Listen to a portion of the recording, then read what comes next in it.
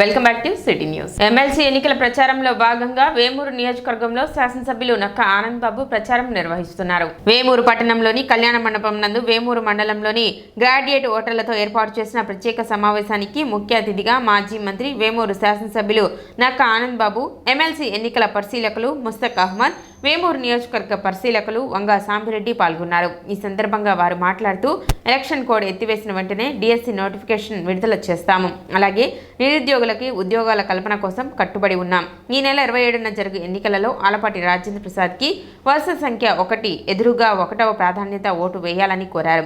ఈ కార్యక్రమంలో తెలుగుదేశం, జనసేన, బీజేపీ నాయకులు, కార్యకర్తలు, వేమూరు మండల గ్రాడ్యుయేట్లు అధిక సంఖ్యలో పాల్గొన్నారు.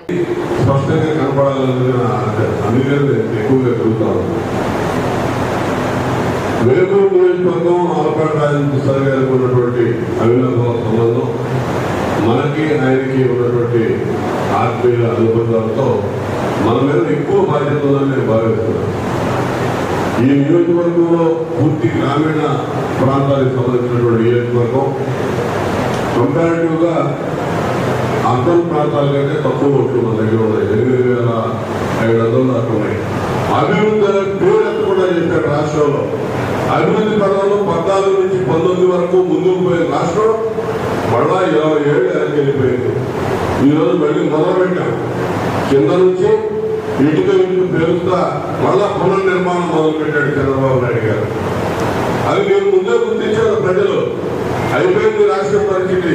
ఈ జగన్మోహన్ రెడ్డి అనేవాడు పంపించకపోతే ఈ రాష్ట్రానికి గత్యంతరం లేదు, బతుకు లేదని గుర్తించారు.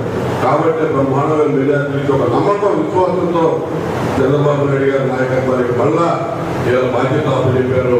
వాటన్నింటినీ పట్టాలు ఎక్కిస్తూ గాడిని పెడుతూ విధ్వంసకర పరిపాలన రాష్ట్రాన్ని మరి ముందుకు సాగిస్తూ అహోరాత్రులు శ్రమిస్తున్నటువంటి నాయకత్వం చంద్రబాబు నాయుడు గారు, పవన్ కళ్యాణ్ గారు, లోకేష్ గారు ఎవరి స్థాయిలో వాళ్ళు ఇవాళ రాష్ట్ర ప్రభుత్వం శ్రమిస్తా ఉన్నారు. సమస్యల పరిష్కారం కోరుతూ మార్చి 23, 24 జరిగే సమ్మెను జయప్రదం చేయాలని కోరుతూ United forum of bank union ఆధ్వర్యంలో శుక్రవారం ధర్నా నిర్వహించారు. పట్టణ గాంధీ చౌక్ లోని ఎస్బీఐ రీజనల్ కార్యాలయం ఎదుట నినాదాలు చేస్తూ నిరసన తెలిపారు. మార్చి 23, 24న జరిగే దేశవ్యాప్త సమ్మెలో భాగంగా దానికి మద్దతుగా ధర్నా నిర్వహించడం జరుగుతుందని, ఎన్నో సేవలు అందించిన బ్యాంకింగ్ రంగంలో ఉన్న సమస్యలను పరిష్కరించాలని, 12వ వేతన సవరణలో జరిగిన ఒప్పందాలు ఇంతవరకు అమలు కాలేదు, సిబ్బంది నియామకం జరగడం లేదని, దీనివలన పనిభారం పెరుగుతుందని, తదితర సమస్యలు పరిష్కరించాలని, జరిగే ధర్నాను జయప్రదం చేయాలని యూనియన్ నాయకులు కోరారు. యూబీ తరఫున, ఎన్సీబీ తరఫున ఇచ్చినటువంటి కాల్కి అనుగుణంగా మేము ఈరోజు ఈవినింగ్ టైం డెమాన్స్ట్రేషన్ చేయడం జరుగుతుంది. ఈ డెమాన్స్ట్రేషన్ చేయడం అనేది మేము రేపు మార్చి 23, 24న దేశవ్యాప్తంగా సమ్మె ఇవ్వడం జరిగింది. ఆ సమ్మెకి అనుబంధంగా ఈరోజు ఈవినింగ్ డెమాన్స్ట్రేషన్ చేస్తున్నాము. తెనాలి రీజియన్లో ఉన్నటువంటి అనేక బ్యాంకులు, కెనరా బ్యాంక్ కానివ్వండి, union bank of India, bank of India, అన్ని బ్యాంకుల యొక్క వర్క్మెన్ స్టాఫ్, ఆఫీసర్స్ అందరూ కలిసి కూడా యూబీయూ కాల్ మేరకు ఈ డెమాన్స్ట్రేషన్ చేయడం జరుగుతుంది. మా యొక్క డిమాండ్స్ ఏంటంటే మెయిన్గా 5 డే బ్యాంకింగ్ ప్లస్ బ్యాంకింగ్ సెక్టర్కి ఎన్నో సేవలు అందించినటువంటి కోవిడ్ టైంలో కానివ్వండి, మిగిలిన మన డిమానిటైజేషన్ టైంలో కానివ్వండి, ఎన్నో సేవలు అందించే బ్యాంకింగ్ రంగానికి చాలా డిమాండ్స్ ఉన్నాయి. ఆ డిమాండ్స్ అన్నీ కూడా అనతి కాలంలో పరిష్కరిస్తారని గవర్నమెంట్కి ఈ సమ్మెల ద్వారా తెలియజేస్తే ఐబీఏ త్వరగా స్పందించి గవర్నమెంట్ కూడా మా డిమాండ్స్ను ఒప్పుకుని ఈ డిమాండ్స్ అన్ని త్వరితగతిన పరిష్కరిస్తారని చెప్పి మేము అందరం ఆశిస్తున్నాము. ఈ కార్యక్రమంలో పలు బ్యాంకుల సిబ్బంది పాల్గొన్నారు.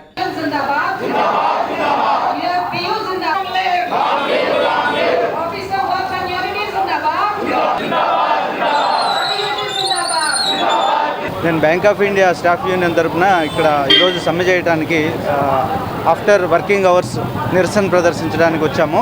మేజర్గా బ్యాంక్ స్టాఫ్ ఉద్యోగులు 12వ వేతన సవరణలో ఐబీఏతో ఏదైతే ఒప్పందాలు జరిగినాయో అవి ఈరోజు వరకు కార్యరూపం దాల్చలేదు. సో దానికోసం ఈరోజు సమ్మెలో ఒక మేజర్ పాయింట్. ప్లస్ రెండోది అడెక్వేట్ స్టాఫ్ రిక్రూట్మెంట్ అనేది జరగట్లేదు. బ్యాంకు విస్తరణలు అయితే జరుగుతున్నాయి కానీ కొత్త శాఖలు ఎక్కువగా వస్తున్నాయి కానీ రిక్రూట్మెంట్ మాత్రం లాస్ట్ 5 years నుంచి తగ్గిపోయింది. అనవసరమైన ప్రెషర్ స్టాఫ్ మీద ఎక్కువైంది. స్టాఫ్ కస్టమర్స్తో గొడవలు పడటం, రిక్రూట్మెంట్ జరగకపోవడం వల్ల జరుగుతూ ఉంది. సో ఈ మెయిన్ స్ట్రైక్ కారణం ఈ అడెక్వేట్ స్టాఫ్ రిక్రూట్మెంట్ జరగకపోవడం.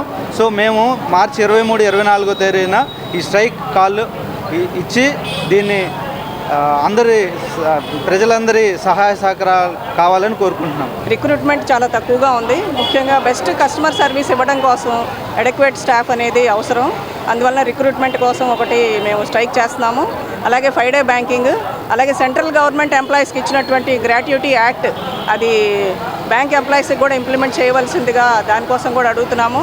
ఈ మధ్యన బ్యాంక్ ఎంప్లాయీస్ మీద జరుగుతున్నటువంటి దాడులకు వ్యతిరేకంగా కూడా మేము ఈ స్ట్రైక్లో పాల్గొనడం జరుగుతుంది. ప్రైవేటైజేషన్కి వ్యతిరేకంగా కూడా మేము పోరాడుతున్నాము. అలాగే టెంపరీ స్టాఫ్ని తీసుకొస్తున్నారు. 5,000, 10,000 ఇచ్చి ఉన్నటువంటి పర్మనెంట్ జాబ్స్ని కిల్ చేసి వారితో పని చేయించుకుంటున్నారు. ఈ శ్రమ దోపిడీ గురవుతూ ఉన్నారు.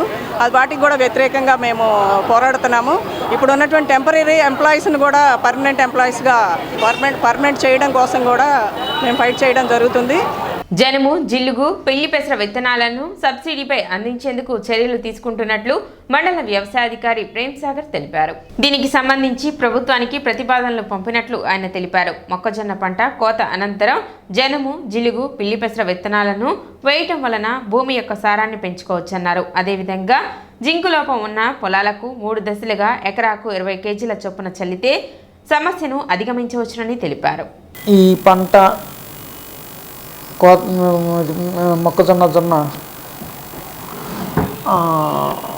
కోసేసిన తర్వాత అంటే హార్వెస్ట్ అయిన తర్వాత జనుము, జీలుగా, పిల్లపెసర విత్తనాలను 50% సబ్సిడీతో ఇచ్చేందుకు మేము ప్రయత్నిస్తాము. దానికి గాను మేము గవర్నమెంట్కి ఇంటింటి పెట్టి చర్యలు తీసుకుంటాం.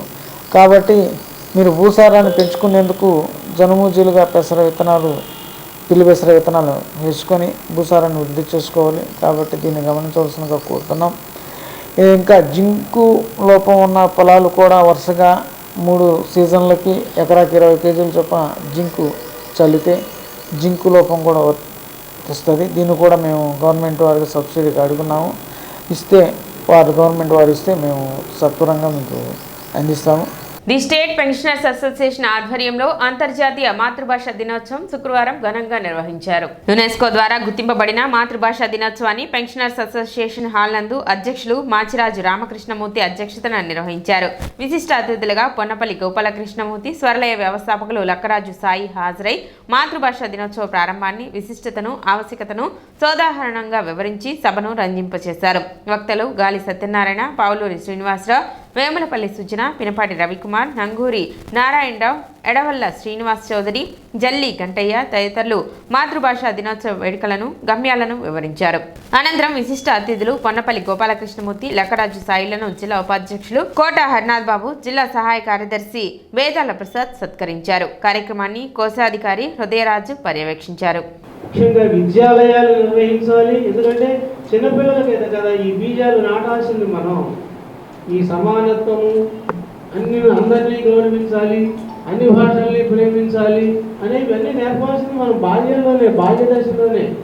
కాబట్టి ఎక్కువ విద్యాలయాల్లో ఎక్కువ జరగాలి. మరి ఈ ఉత్సవాన్ని అక్కడ ఎంతవరకు జరుపుతున్నారో నాకైతే తెలియదు. కానీ ప్రస్తుతం మన పెన్షనర్ అసోసియేషన్ వాళ్ళు దీనికి నడుం కట్టారు.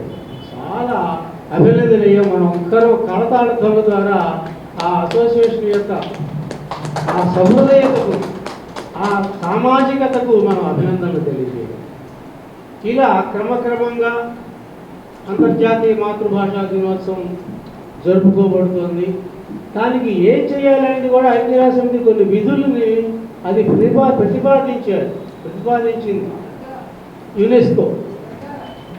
ఏం చేయాలి అంటే ఇదిగో ఇట్లా సభలు సమావేశాలు పెట్టాలి, కళాకారులను గౌరవించాలి, కవులను రప్పించి వారి చేత మాట్లాడించాలి,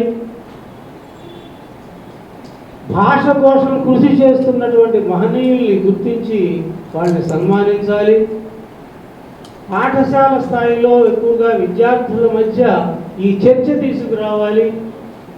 భాషల గురించి, భాషల మనుగడ గురించి, భాషల ప్రాశస్త్యం గురించి ప్రజలకి విస్తృతమైనటువంటి ప్రచారం చేయాలి. సాంస్కృతిక సౌలభ్యం కోసం, సాంస్కృతిక ఐక్యత కోసం మనం పాటుపడాలి ద్వారా అని చెప్పి అవి కొన్ని విధులను కూడా నిర్వర్తించింది. కొన్ని చోట్ల అవి అమలు జరుపుతున్నాయి, కొన్ని చోట్ల నిర్లక్ష్యంగా ఉంది. ఇలా క్రమక్రమంగా జరుగుతూ ఉంది. మీరు ఎవరైనా మాతృభాష గురించి కానీ తెలుగు గురించి కానీ మాట్లాడాలనుకుంటే వచ్చి మాట్లాడండి, లేకపోతే ముగిస్తాం.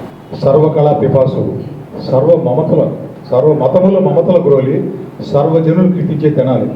నేను మామూలుగా ఇతర దేశాలు వెళ్ళినప్పుడు మామూలుగా పలకరిస్తారు, నన్ను గట్టిగా పిలిచారు కాబట్టి సంతోషం. తెనాలి అనగానే నన్ను కొంచెం కళ్ళు పెద్దగా చేసి చూస్తారు. తెనాలి మన గొప్పతనం, అది పూర్ణంగా ఇచ్చిన ఆస్తి మనకది. అయితే ఈ తెనాలిలో నేను ఇక్కడ జన్మించబోయిన, నేను జన్మించిన భద్రాచలం, 3 ఏళ్ల వయసు నుంచి ఇక్కడే పెరిగాను, చాలామంది తెలుసు. అయితే నేను ముందరగా స్పందన ఆర్గనైజేషన్ పెట్టి ఆ ఆర్గనైజేషన్ నడపడానికి ప్రయత్నించినాక చాలామంది సినిమా వాళ్ళు, నాకు తెలిసి ఇప్పటికీ 65 మంది సినిమా వాళ్ళు వచ్చారు. పెద్ద వాళ్ళని తీసుకొచ్చి తెనాలి ఫస్ట్ నేనే, గజ శ్రీనివాస్ గారు పెద్దవాళ్ళు, ఒకళ్ళిద్దరు కాదు, మాడుగుడు నాగపడి శర్మ, అందరూ తొలిసారిగా నా సభకు రావడం జరిగింది. తర్వాత స్వర్లయ వేదికను స్థాపించాను. తర్వాత తెలుగు భాష గురించి ఒక సపరేట్గా ఒక సంస్థ ఉంటే బాగుంది. తెలుగు భాషా సమితి 2006 ఏప్రిల్ 5వ తారీఖున స్థాపించాను. తర్వాత లాఫింగ్ క్లబ్ అని స్థాపించాను. నవ్వడం మర్చిపోయారు కాబట్టి ఉదయం 6 గంటలకు పెట్టేవాడు ఆ సభ. విధిగా ప్రతి ఒక్కళ్ళు ప్రతి జోక్కి నవ్వాల్సిందే, నవ్వని వాళ్ళు విధిగా జోకు చెప్పాల్సిందే. కులాల గురించి, మతాల గురించి, అలాగే అంగవైకల్యం గురించి ఎవరిని బాధ పెట్టే జోకు చెప్పకూడదు. ఫస్ట్ ప్రైజ్, సెకండ్ ప్రైజ్, మొదటి బహుమతి, రెండో బహుమతి, అలాంటి ఎట్లాంటి ప్రైజులు ఇచ్చేవాళ్ళు అంటే ఫస్ట్ ప్రైజ్ చీపురు కట్ట, రెండో ప్రైజ్ అప్పడాల కర్ర, మూడో ప్రైజ్ గుండు సుదులు పెట్టి అలాంటి ఇచ్చేవాళ్ళు. కూడా హాస్యం ఉండేట్టు చేసాం. చాలా 14 ఏళ్ళు నడిపాను. సిటీ న్యూస్ ముగించే ముందు ముఖ్యాంశాలు మరోసారి.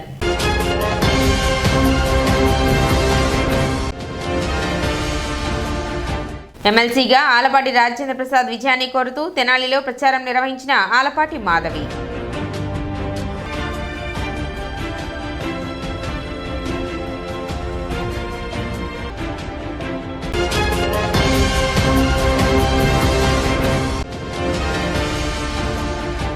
స్వీప్ కార్యక్రమంలో ఎమ్మెల్సీ ఎన్నికల అవగాహన ర్యాలీ, జెండా ఊపి ర్యాలీని ప్రారంభించిన సబ్ కలెక్టర్ సంజనా సింహ.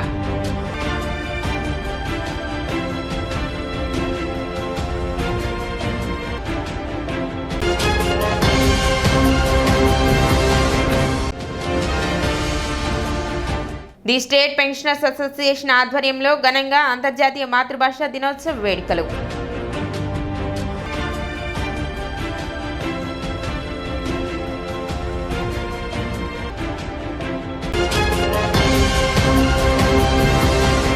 సిటీ న్యూస్ ఇంతటితో సమాప్తం. నమస్కారం.